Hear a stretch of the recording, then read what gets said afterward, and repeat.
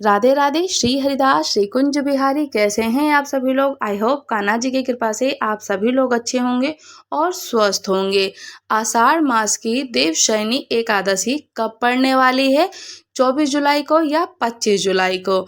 चलिए आइए अब हम जानते हैं कि व्रत कब रखा जाएगा। ओम नमो भगवते वासुदेवाय। हरे कृष्णा।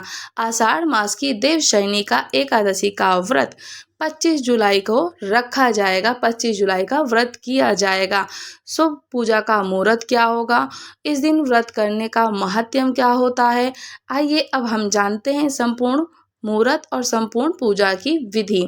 आषाढ़ मास के शुक्ल पक्ष की एकादशी की तिथि को देवशयनी एकादशी, इस साल की जो आषाढ़ मास की अंतिम एकादशी देवशयनी एकादशी के नाम से सबसे महत्वपूर्ण व्रतों में एकादशी मानी जाती है।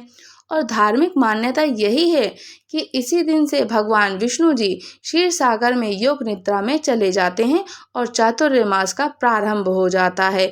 4 महीने तक देवशयनी से लेकर देव उठनी तक श्री हरि नारायण जी 4 महीने चौमासे, या फिर कभी काफ़ी भक्त जो बोलते हैं चौमासे, चातुर्मास या चौमासे भी बोलते हैं। 4 महीने तक के लिए श्री हरि नारायण जी क्षीर सागर में शयन करते हैं। और इस अवधि में जैसे कि शुभ मांगलिक कार्य नहीं किए जाते हैं, विवाह, गृह प्रवेश या अन्य मांगलिक कार्य में विराम लग जाता है। और जबकि श्री हरि नारायण जी की भक्ति की ओर अग्रसर होते हैं, पूजा पाठ, जप, तप, दान और भगवान विष्णु जी की आराधना का विशेष महत्व बढ़ जाता है।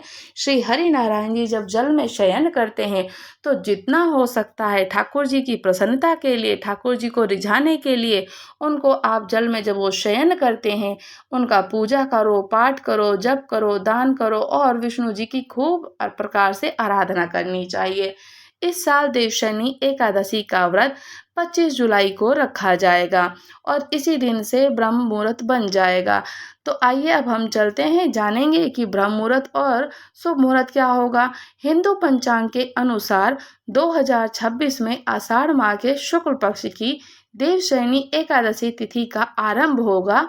24 जुलाई को लेकर सुबह 9:13 से प्रारंभ हो जाएगा और 25 जुलाई को सुबह 11:35 पर समाप्त होगा। ऐसे में हम कोई भी जब व्रत रखते हैं उदय तिथि के अनुसार ही व्रत रखते हैं। तो इस साल देवशयनी एकादशी का व्रत 25 जुलाई को रखा जाएगा। शुभ मुहूर्त जो बन रहा है, ब्रह्म मुहूर्त होगा सुबह 4:16 से लेकर 4:57 तक रहेगा। अभिजीत मुहूर्त जो होगा दोपहर के 12 बजे से लेकर 12:55 तक रहेगा। संध्या काल का जो शुभ मुहूर्त होगा 7:17 से लेकर 8:19 तक का शुभ मुहूर्त होगा।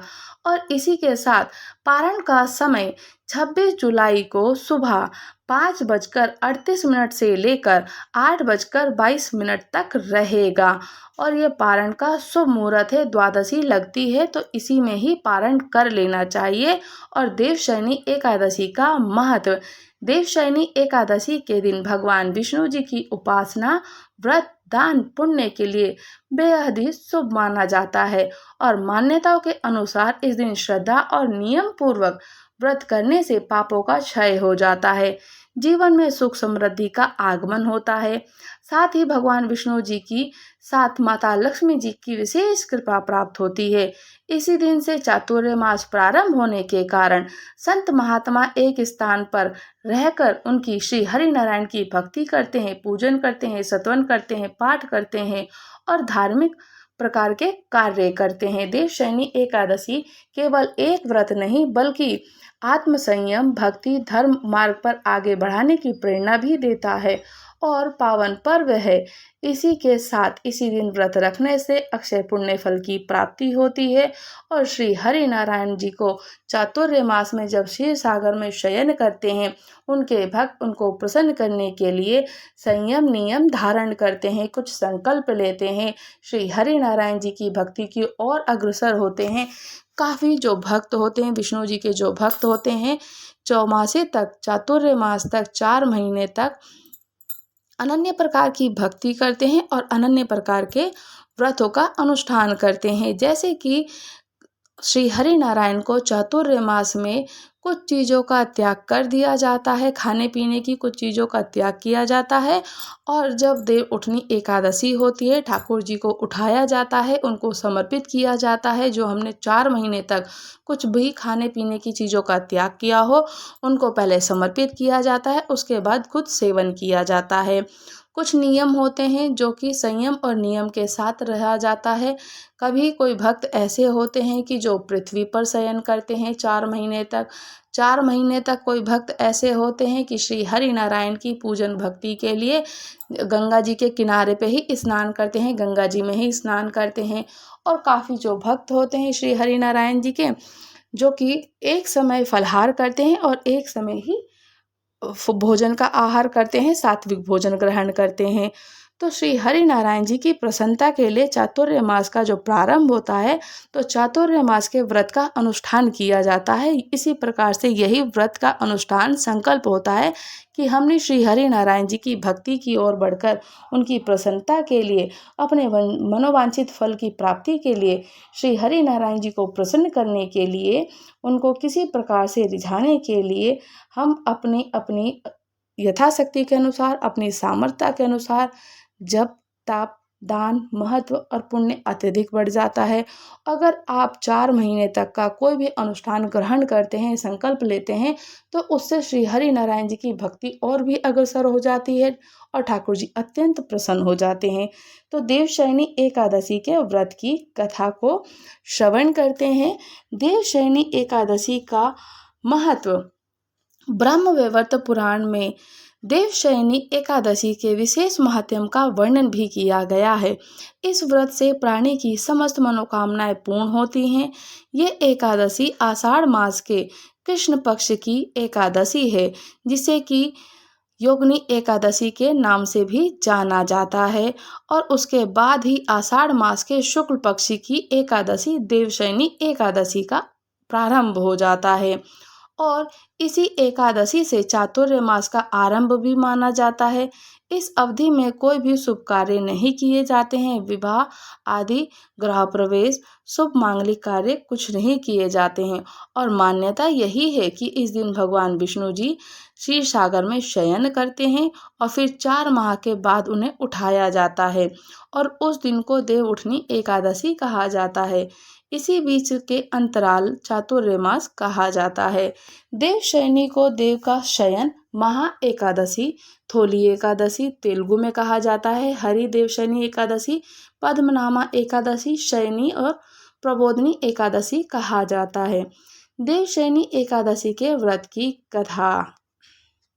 धर्मराज युधिष्ठिर ने कहा कि हे केशव, आषाढ़ मास के शुक्ल पक्ष की एकादशी का क्या नाम है? इस व्रत के करने की क्या विधि है और किस देवता का पूजन करना चाहिए? श्री कृष्ण कहते हैं कि हे युधिष्ठिर, जिस कथा को ब्रह्मा जी ने नारद जी से कहा था वही मैं तुमसे कहता हूँ। एक बार देव ऋषि नारद जी ने ब्रह्मा जी के इस एकादशी के विषय में जानने से उत्सुकता प्रकट हो जाती है। तब ब्रह्मा जी ने उन्हें बताया कि सतयुग में मानधाता नाम के एक चक्रवर्ती राजा, सम्राट राजा राज्य करते थे।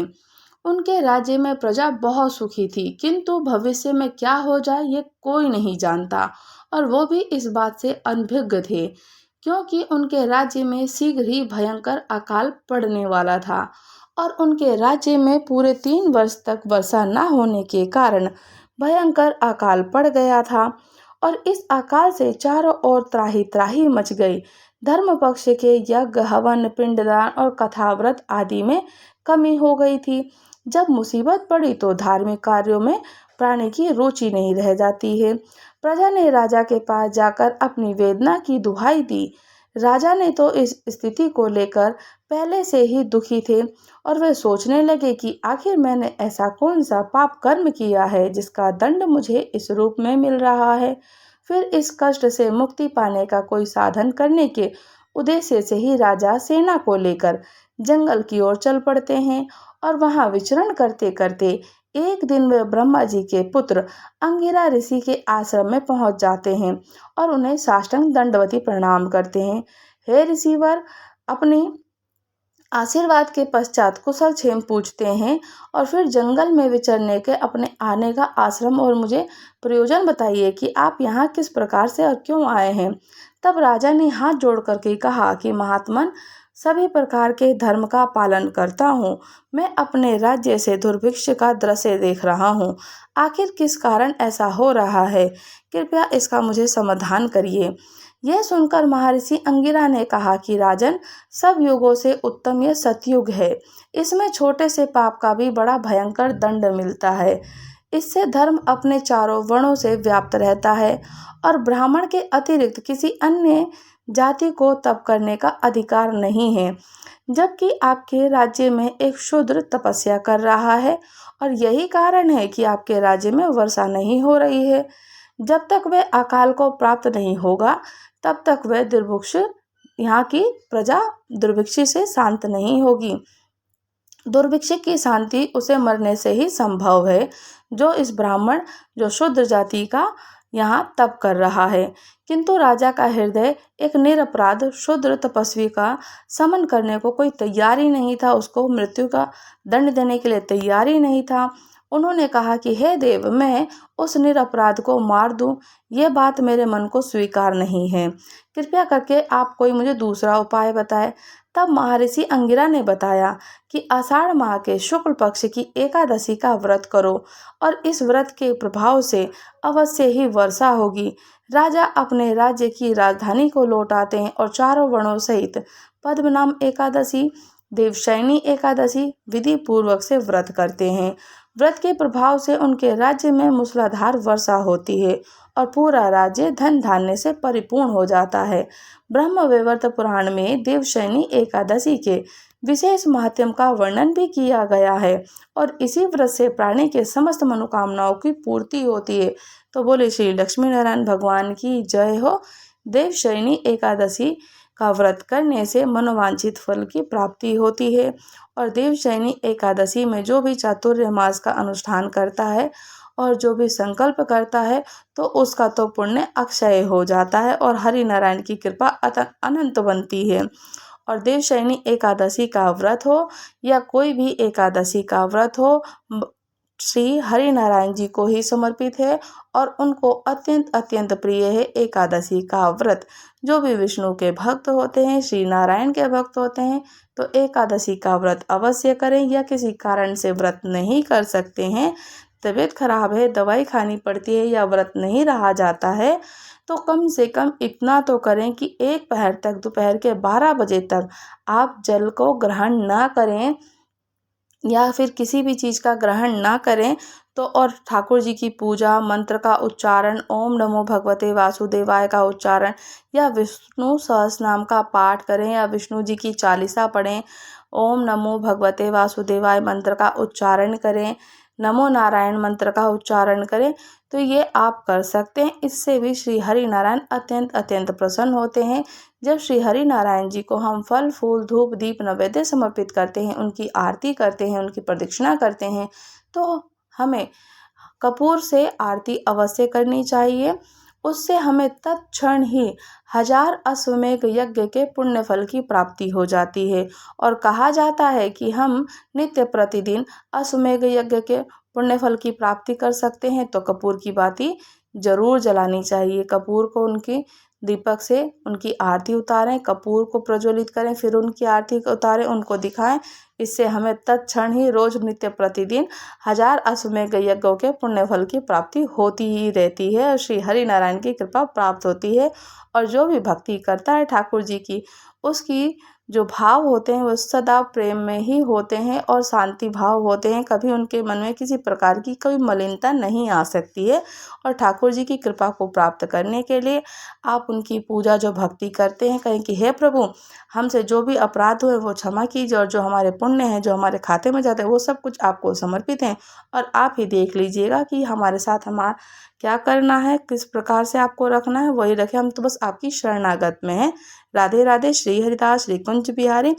अगर आप लोग हमारे चैनल पर नए हैं तो चैनल को लाइक शेयर सब्सक्राइब करना बिल्कुल ना भूलें और मुझे कमेंट्स करके ज़रूर बताइएगा क्या आप लोग भी श्री हरि नारायण जी का व्रत कर पाते हैं या नहीं।